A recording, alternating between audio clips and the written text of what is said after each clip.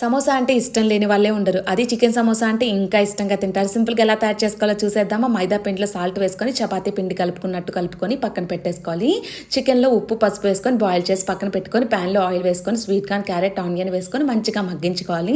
దీంట్లో ఉప్పు, పసుపు వేసుకొని ఒకసారి మిక్స్ చేసుకొని, చికెన్‌ని కూడా వేసుకొని మిక్స్ చేసుకొని, కారం, గరం మసాలా, చికెన్ మసాలా, కొంచెం కొత్తిమీర, కరివేపాకు వేసుకొని మిక్స్ చేసుకొని ఒక 5 మినిట్స్ ఉంచిన తర్వాత స్టవ్ ఆపేసి పక్కన పెట్టేసుకోవాలి.